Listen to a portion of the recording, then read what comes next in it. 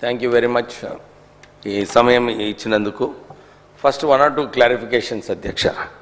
ఇప్పుడే అక్బరుద్దీన్ ఓవైసీ గారు మాట్లాడుతూ చాలా పెద్ద సింహగర్జన పెట్టుకున్నారు మాలాల సింహగర్జన పరేడ్ గ్రౌండ్స్లో. మీరు కేటగరైజేషన్ వ్యతిరేకంగా పెట్టుకున్నారని చెప్పి వారు సభలో చెప్పడం జరిగింది.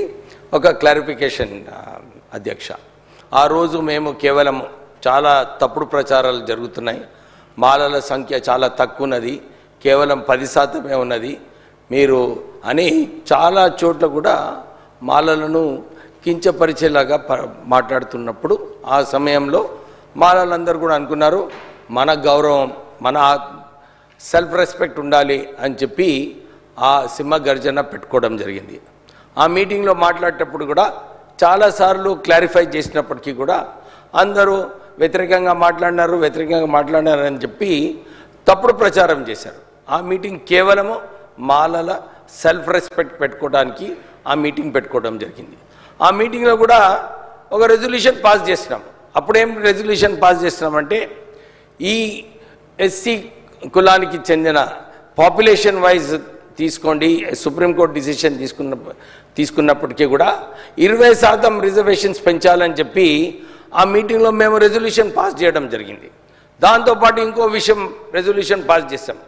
మీరు కాస్ట్ సెన్సస్ చేసినప్పుడు ఈ నిర్ణయాలు తీసుకున్నప్పుడు మీరు ఏదైతే సెంట్రల్ గవర్నమెంట్ రాహుల్ గాంధీ గారు అన్నారో కాస్ట్ సెన్సస్ చేయాలి, దేశవ్యాప్తంగా కాస్ట్ సెన్సస్ చేయాలో ఆ కాస్ట్ సెన్సస్ మీరు ఫ్రెష్గా కాస్ట్ సెన్సస్ చేసి నిర్ణయాలు తీసుకోమని చెప్పి ఆ రెజల్యూషన్ కూడా ఆ రోజు పాస్ చేయడం జరిగింది. ఇప్పుడు కూడా మేము ఇదే చెప్తున్నాం. 2011లో ఏదైతే కాస్ట్ సెన్సస్ తీసుకున్నారో అప్పుడు కంబైన్డ్ ఆంధ్రప్రదేశ్ చూసుకొని అప్పుడు ఎవరు ఎంతమంది బెనిఫిషరీస్ వచ్చినారో అందరికీ తెలిసిన విషయమే. ఆంధ్రాలో అప్పుడు బ్రిటిష్ రాజ్యంలో వాళ్ళందరూ మంచిగా చదువుకున్నారు, చాలామందికి ఆ రిజర్వేషన్స్లో ఎక్కువ పోస్ట్స్ ఎక్కువ బెనిఫిషరీస్ అందరు కూడా అప్పుడు ఆంధ్ర నుంచి ఉండేవారు ఉన్నారు. తెలంగాణ వచ్చిన తర్వాత మేము అప్పుడు ఉద్యమం చేసేటప్పుడు కూడా చాలామంది మా సోదరులు అప్పుడు మన్నా జగన్నాథం గారు, సర్వే సత్యనారాయణ గారు వీళ్ళందరూ కూడా చర్చించుకున్నప్పుడు అప్పుడు ఈ చర్చ కూడా జరిగింది అధ్యక్ష. ఏమని, అరే నిజంగానే తెలంగాణ వచ్చిన తర్వాత మనకు అనుకూలంగా సమానంగా అందరికీ కూడా ఆపర్చునిటీస్ వస్తాయని చెప్పి ఆ రోజులు కూడా మేము మాట్లాడుకోవడం జరిగింది. ఇప్పుడు ఈరోజు షమీమ్ అఖ్తర్ గారు ఏదైతే కమిషన్ రిపోర్ట్ ఇచ్చారో కమిషన్ రిపోర్ట్ ప్రకారంగా మీరు చూసుకుంటే నిజంగా మేము ఏదైతే ఇంతకుముందు నేను ఎప్పుడు కూడా చెప్పేవాడిని, డెఫినెట్లీ ఏదైతే డిఫరెన్స్ ఉందో difference is not more than 7 to 8% అని చెప్పి ఏదైతే చెప్పినానో అది స్పష్టంగా మనకు కనబడుతుంది అధ్యక్ష. నేను ఇదే కోరుతున్నాను. అందరు కూడా మాట్లాడినారు. రేవంత్ రెడ్డి గారు మంచిగా ఈ రెజల్యూషన్ ఈ స్టేట్మెంట్ ఇచ్చారు. దాంతోపాటు అందరు కూడా సభ్యులు ఈరోజు మాట్లాడుకునేవారు రిజర్వేషన్స్ కూడా ఎక్కువ పెంచితే అందరు కూడా నిజంగానే రేవంత్ రెడ్డి గారికి మంచిగా మెచ్చుకుంటారు. ఎందుకంటే Congress party already resolution pass చేసింది మన చేవెళ్లలో 18% చేయాలని చెప్పి. ఇప్పుడు ఈరోజు బీసీ కులగణన కూడా స్పష్టంగా ఎస్సీస్ సంఖ్య 17.4% అని చెప్పి ఆల్రెడీ తేలడం జరిగింది. ఈ రిజర్వేషన్స్ కూడా దీంతో పాటు పెంచితే చాలా బాగుంటుందని చెప్పి నేను మీ ద్వారా కోరుతున్నాను అధ్యక్ష. ఓన్లీ 3-4 minutes అధ్యక్ష. ఈ స్టేట్మెంట్లో ఏదైతే డిస్ట్రిబ్యూట్ చేశారో ముఖ్యమంత్రి గారు దాంట్లో 2-3 అంశాలు కూడా మెన్షన్ చేశారు. హర్యానా, పంజాబ్, తమిళనాడు ఈ 3 రాష్ట్రాలలో కూడా మా టీం వెళ్ళి అక్కడ సిచ్యువేషన్ ఏముంది కనుక్కొని రావడం జరిగింది. ఆ 3 రాష్ట్రాలలో కూడా అధ్యక్ష పర్సంటేజ్ ఆఫ్ రిజర్వేషన్స్ పెంచడం జరిగింది. పంజాబ్లో 20% కన్నా ఎక్కువ పెంచారు, హర్యానాలో 20% పెంచి ఈ కేటగరైజేషన్ చేశారు. అలాగే తమిళనాడులో కూడా 3% పెంచి కేటగరైజేషన్ చేయడం జరిగింది. సో ఇది కూడా మీరు ఈ దృష్టిలో పెట్టుకుంటే డెఫినెట్లీ మనము రిజర్వేషన్స్ 20% వరకు పెంచే అవకాశం ఉంది. ఇది కూడా ఆలోచించాలని చెప్పి నేను మీ అందరికీ కూడా మనం కోరుతున్నాం. ఒక విషయం ఉంది అధ్యక్ష, అందరూ సుప్రీంకోర్టు డిసిషన్ గురించి మాట్లాడుతూ ఉన్నారు, హోమోజీనియస్ హెటరోజీనియస్. బాబాసాహెబ్ అంబేద్కర్ గారు ఆ రోజుల్లోనే చెప్పారు ఈ ఆర్టికల్ 341 ఒక హోమోజీనియస్ హెటరోజీనియస్ కాదు, డివైడ్ అండ్ రూల్ ఏదైతే బ్రిటిష్ రాజ్యం ఆ రోజులలో చేసిందో ఎస్సీస్లో కూడా ఈ డివైడ్ అండ్ రూల్ ఉంటుందని చెప్పి బాబాసాహెబ్ అంబేద్కర్ గారు దీన్ని హోమోజీనియస్గా పెట్టడం జరిగింది. నేను చాలాసార్లు బయట కూడా మాట్లాడాను. చీఫ్ జస్టిస్ చంద్రచూడ్ గారు ఈ జడ్జిమెంట్ ఇచ్చినప్పుడు మీరందరూ కూడా కోరేగాం ఇన్సిడెంట్ గురించి మీ అందరు తెలిసిన విషయమే. అప్పుడు దళితులందరూ కూడా పేష్వాస్ వ్యతిరేకంగా కొట్లాడి మా దళితులు ఆ రోజు పేష్వాస్ వ్యతిరేకంగా గెలవడం జరిగింది. చంద్రచూడ్ కూడా ఒక పేష్వా అధ్యక్ష, వారు కూడా మనసులో ఎట్లా దళితులకు డివైడ్ అండ్ రూల్ చేయాలని చెప్పి ఆ జడ్జిమెంట్లు ఇవ్వడం జరిగింది. మేము కూడా జడ్జిమెంట్ కూడా ఇంప్లిమెంట్ చేయండి అని చెప్పి చాలాసార్లు చెప్పడం జరిగింది. మీరు ఏదైతే సుప్రీంకోర్టు ఎంపిరికల్ డేటా ద్వారా మీరు నిర్ణయాలు తీసుకోవాలి అని చెప్పి ఏదైతే ఆదేశాలు ఇచ్చారో, నేను ఐఎమ్ రిక్వెస్టింగ్ హానరబుల్ మినిస్టర్ ఈ ఎంపిరికల్ డేటా ఏదైతే జస్టిస్ షమీమ్ అఖ్తర్ గారు ఇచ్చారో దాన్ని సరిగా పరిశీలించే అవసరం ఉంది. ఎందుకంటే చాలామందికి మాలలో ఒక ఆందోళన ఉంది, ఒక భయం ఉంది, నిజంగా ఫ్యాక్ట్స్ అండ్ ఫిగర్స్ ఉన్నాయా లేదా అని చెప్పి. మేము కూడా మీ ద్వారా కోరుతున్నాము, సరైన ఫిగర్స్ ఫ్యాక్ట్స్ ద్వారా చేస్తే చాలా బాగుంటుంది. నేను కూడా ముఖ్యమంత్రి గారిని కలిసేటప్పుడు నిజంగా ఈ స్టేట్మెంట్ ఏదైతే ఇచ్చారో దీని ప్రకారంగా నేను ముఖ్యమంత్రి గారికి చాలాసార్లు కోరడం జరిగింది.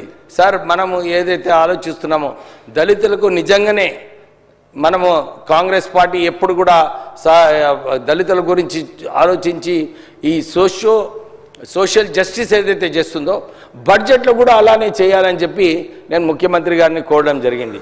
15% ఇవ్వాలి అధ్యక్ష.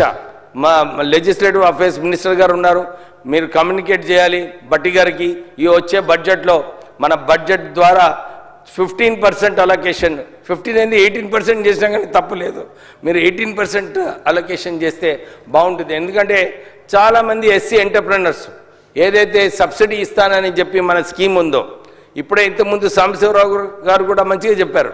ఏమని, మనము అప్పుడు మీరు మంత్రిగా ఉన్నప్పుడు ఈ ఎస్సీ సప్లాన్ ఏదైతే కాన్స్టిట్యూషనల్ అథారిటీ ఇస్తున్నామని చెప్పి అసెంబ్లీలో పాస్ చేశారో దాని ప్రకారంగానే మీరు ఇంప్లిమెంట్ చేస్తే చాలా బాగుంటుంది. ఎందుకంటే 4-5 years నుంచి ఎస్సీ ఎంటర్ప్రెనర్స్కి సబ్సిడీ రావటం లేదు అధ్యక్ష.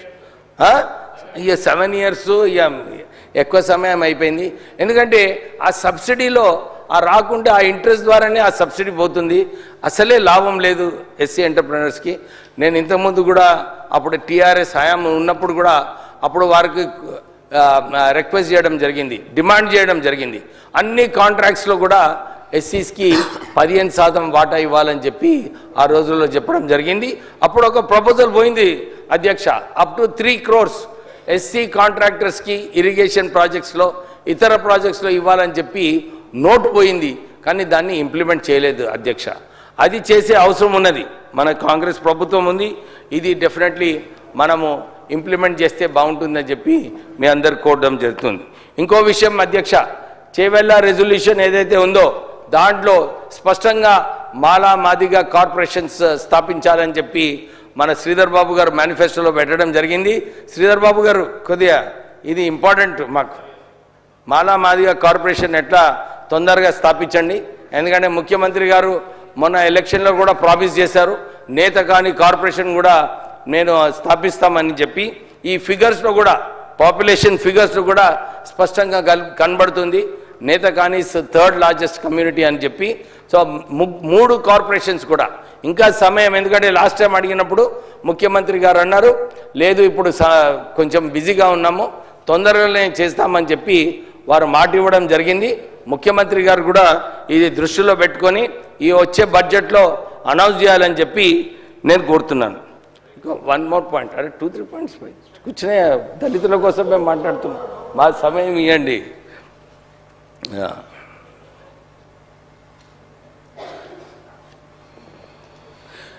మన కార్పొరేషన్స్ అధ్యక్ష శ్రీధర్ బాబు గారు, కార్పొరేషన్స్లో చైర్మన్షిప్స్ డైరెక్టర్షిప్స్లో కూడా మాకు 18% వాటా ఇవ్వాలని చెప్పి కోరుతున్నాం. ఎందుకంటే మొన్న ఇంజస్టిస్ అయింది, మీరు దాంట్లో ఈసారి సరిదిద్దాలని చెప్పి మీకు కోరడం జరుగుతుంది.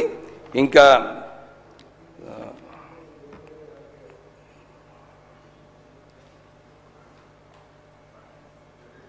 సో ఫైనల్ పాయింట్ అధ్యక్ష, దాని ఎంపెరికల్ డేటా ఏదైతే ఉందో అది కొద్దిగా ఓపెన్గా అనౌన్స్ చేస్తే, మాకు కూడా రిపోర్ట్ ఇస్తే చాలామందికి ఏదైతే భయం ఉందో దాన్ని క్లారిఫికేషన్ చేసేది ఉంది. డెఫినెట్లీ మళ్ళీ రిజర్వేషన్స్ 18% చేయాలని చెప్పి మళ్ళీ ఒకసారి కోరుతూ ముగిస్తున్నాను. Thank you very much. గౌరవ సభ్యులందరి రిక్వెస్టు, సమయపాలన పాటించాలి.